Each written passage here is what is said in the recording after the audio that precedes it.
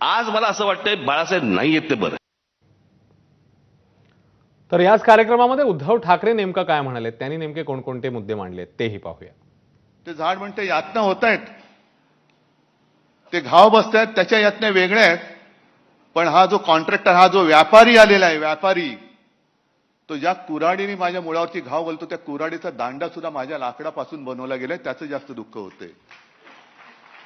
ते कुऱ्हाडीचा दांडा, गोताच काळ, हे असे सगळे कुऱ्हाडीचे दांडे, आपलेच दांडे, आपल्या मुळावरती घाव घालण्यासाठी हे दोन व्यापारी वापरतायत. काय आपल्याला राग येतोय? नाही येते.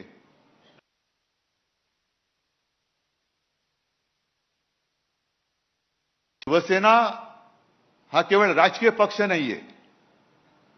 आणि भाजपला जर का असं वाटत असेल की शिवसेना ते संपवतील, शिवसेना तुम्ही संपू शकत नाही, कारण शिवसेना हा पक्ष नाही, शिवसेना हा विचार आहे. शिवसेना हा भूमिपुत्रांचा अंगार आहे. आणि शिवसेना म्हणजे अन्यायग्रस्तांच्या हृदयामध्ये पेटलेली मशाल आहे, ती तुम्ही विझवू शकत नाही, अजिबात विझवू शकणार नाही. आपल्या लोकसभेच्या गाण्यामधला जय भवानी जय शिवाजी हा शब्द काढायला सांगत होते. का? आम्ही महाराष्ट्रामध्ये सगळ्यात उच्च स्वराने म्हणू तो जय भवानी जय शिवाजी आणि जय महाराष्ट्र हे आजपासून परत सुरू करा. अभिमानाने बोला जय महाराष्ट्र. आणि आवाज असा घुमला पाहिजे की समोरचा जो आपल्यावरती त्याचं संस्कृती लादणारा असेल, जागेवरतीच त्याचं जे काय व्हायचं ते झालं पाहिजे. लढायचं कसं तरी आम्हाला शिकवूच नका, कारण आमच्या रक्तामध्ये लढाच आहे. सदांकदा आम्ही लढतच राहिलेलो आहोत.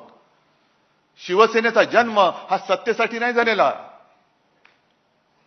तर मराठी माणसाच्या भूमिपुत्रांसाठी, न्याय हक्कासाठी लढणारी शिवसेना म्हणून आपला जन्म झालेला आहे.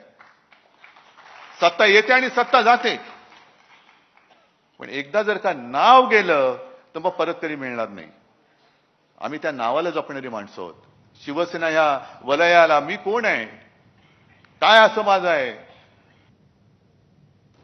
एकीकडे राज